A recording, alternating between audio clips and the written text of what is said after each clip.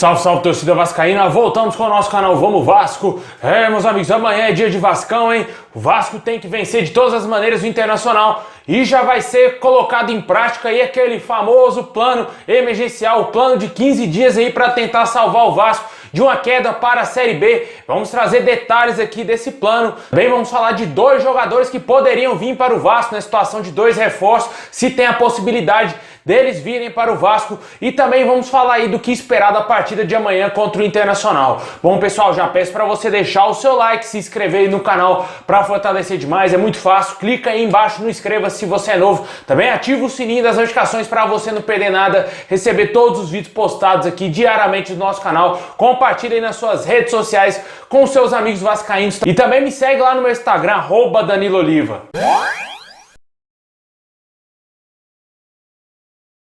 Bom, pessoal, o Vasco vai enfrentar amanhã o Internacional às 4 horas da tarde, né? A Globo desistiu de transmitir essa partida aí para o Rio Grande do Sul e o jogo terá transmissão somente do Premier Clubes. O Vasco vai tentar vencer o Internacional e vem no retrospecto favorável contra o Internacional quando joga em São Januário, né? Venceu o Internacional em 2019 aí e com certeza o Vasco pode, quem sabe, conseguir vencer nesse ano também. Tomara que o Vasco consiga, porque é importantíssima essa vitória, apesar de eu achar que o Vasco não é favorito, a gente sabe que o Vasco não é favorito, longe disso. O Internacional, querendo ser campeão brasileiro, vai jogar sua vida contra o Vasco e com certeza vai dificultar demais o nosso time. E o Vasco tem que saber jogar com inteligência, né? O Abel Braga conhece bem esses jogadores do Vasco, é o treinador do Internacional, passou pelo Vasco sem sucesso nenhum, mas no Inter ele vem fazendo o time colorado jogar muita bola e a gente espera que amanhã o Internacional não jogue absolutamente nada para aí sim a gente ter alguma chance de vencer esse jogo, né? E que o Luxemburgo não faça nenhuma cagada na escalação como ele fez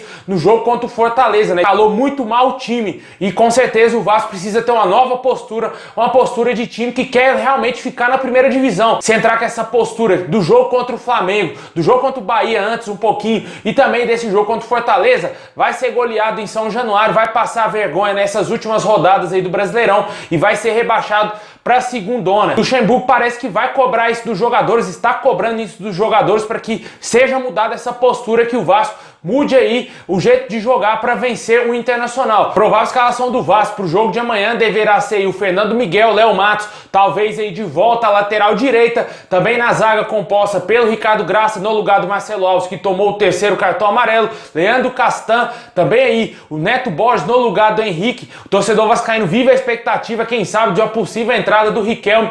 Eu não acho que o Luxemburgo vai colocar o garoto agora nessa reta final de Campeonato Brasileiro, ainda mais contra o Internacional, queimar ele. Eu não acho que ele vai fazer isso e vai colocar aí o Neto Borges, que infelizmente é o que temos hoje no elenco do Vasco. O Henrique se contundiu e praticamente está fora dessa partida aí de amanhã. No meio campo podemos ter a volta do Leonardo Gil ao time titular, já que o Caio Lopes não agradou absolutamente a ninguém. Também aí o Bruno Gomes e o Martim Benítez mais avançado como camisa 10. E no ataque, Iago Pikachu também é uma dúvida, né? Quem será o jogador que vai atuar pelo lado esquerdo, né? Se vai ser o Thales Magno, se vai ser o Gabriel Peck ou até mesmo o Igor Catatal. E somente minutos antes da partida vamos saber quem será esse outro atacante aí no time. E fechando o centroavante do time, Germancano, com condições, plenas condições de entrar dentro de campo e ajudar o Vasco aí com seus gols, né? Tomara que o Vasco consiga vencer o Internacional, porque aí sim vai dar uma respirada boa e vamos secar demais o Bahia contra o Atlético Mineiro, pessoal. É importantíssimo o Atlético vencer o Bahia hoje,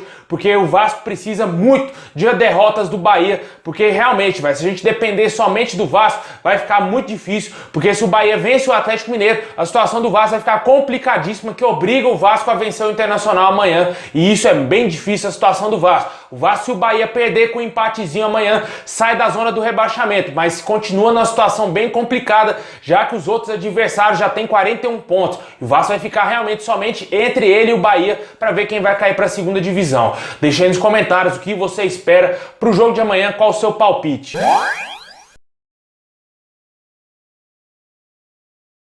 E e o Vasco já está colocando em prática o famoso plano emergencial aí que a gente trouxe aqui informações que a diretoria do Vasco queria fazer aí com os jogadores, com a comissão técnica, com todo o clube do Vasco, para o time inteiro do Vasco se preparar para esses últimos 15 dias que restam aí de Campeonato Brasileiro, e o Vasco vai colocar em prática esse plano. Entrevista aí ao Globoesporte.com, o Alexandre Pássaro, diretor executivo do Vasco, detalhou mais sobre esse plano. Diz que não vai ter folgas mais para os jogadores, não vai ter folga de carnaval para os jogadores vão trabalhar dobrado, os jogadores irão trabalhar de diversas formas, né? Quando um grupo treina, o outro descansa e vice-versa. Isso irá acontecer, e sem falar que quando o Vasco for viajar para São Paulo para enfrentar o Corinthians, irá um dia antes para a preparação, para tentar aí, quem sabe, vencer esse jogo fora de casa, que um adversário que o Vasco não vence desde 2007, muito difícil vai ser essa sequência do Vasco, Internacional, Corinthians e Goiás, pessoal, bem complicado, e a diretoria do Vasco está muito preocupada com esse possível rebaixamento,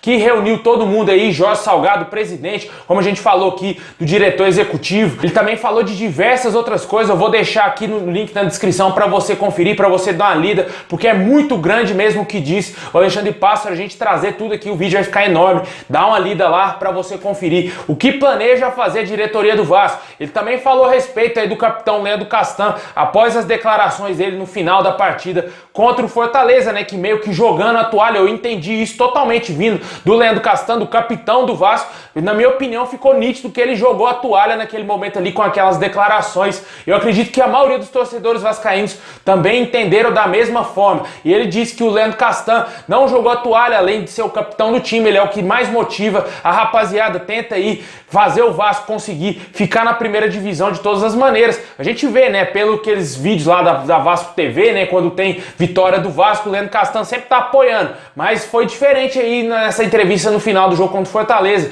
Também a gente tem que dar um desconto, né, o cara tava de cabeça quente, o Vasco tomou uma goleada, mas vamos ver aí como que vai ser a postura pro jogo contra o Internacional. Se for a mesma postura, eu vou passar a acreditar mais ainda que o Leandro Castan tinha jogado a toalha já no jogo contra o Fortaleza. Vamos ver como que vai ser a situação amanhã. Deixa aí nos comentários o que você acha desse plano aí, se você acha que isso vai resolver no Vasco. Deveria ter colocado em prática esse plano aí de 15 dias, quando empatou com o Bahia, um adversário direto, tinha a obrigação de ter vencido em São Januário, não venceu, foi jogar contra o Flamengo, perdeu, foi jogar contra o Fortaleza, perdeu, e agora? Qual a situação? Vai pegar Internacional, Corinthians e Goiás aí, e vai ficar bem complicado a vida do Vasco se perder aí, pelo menos esses dois primeiros jogos, e vencer o Goiás. Tem que torcer demais por todas as derrotas do Bahia.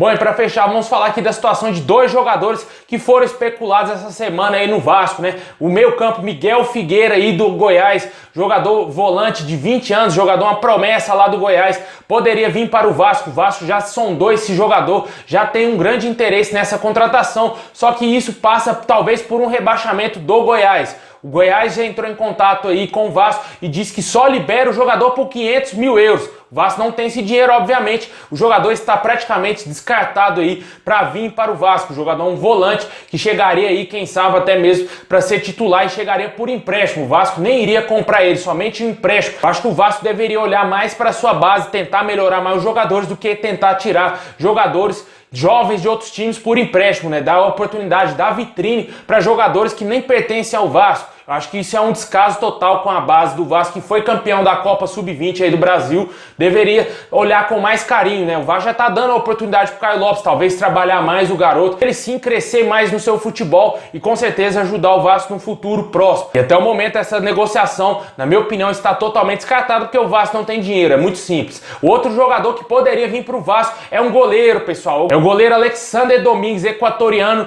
do Vélez Sarsfield. De acordo aí com o seu empresário, o Vasco ainda não fez nenhuma proposta formal ao goleiro, somente especulações aí, sites argentinos, até mesmo lá do Equador, divulgaram que o Vasco tem um interesse na contratação do goleiro. Goleiro da seleção do Equador de 33 anos, chegaria aí com certeza para ser titular do Vasco. E na minha opinião seria um baita reforço, cara, um jogador muito experiente, jogou Copa do Mundo, joga sempre com a camisa da seleção do Equador e eliminatória, jogos difíceis contra a Argentina, contra o Brasil, e joga num grande time lá na Argentina, no Vélez Sarsfield. Acho que seria um baita reforço, assim como foi o Martins Silva lá em 2014, só que naquela época ele veio pro Vasco, o Vasco caiu pra segunda divisão. A gente espera que isso não aconteça, né? Que o Alexander aí não venha pro Vasco para ficar jogando na segunda divisão e que o Vasco que com certeza permaneça na primeira e sim, quem sabe, o Vasco possa intensificar mais ainda essa contratação desse goleiro. Possibilidade existe sim, já que o empresário do jogador não negou que existe aí a possibilidade dele sair do Vélez, né? Porque o time atual do jogador. Vamos aguardar aí,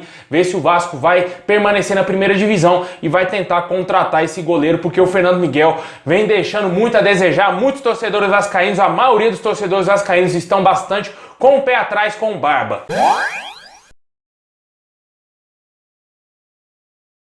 Bom, pessoal, é isso aí. Muito obrigado a todos vocês. Deixa o like, se inscreve no canal para fortalecer, ativa o sininho para você não perder nada e comenta aí embaixo qual o seu palpite para o jogo de amanhã. Vasco Internacional às 4 horas da tarde.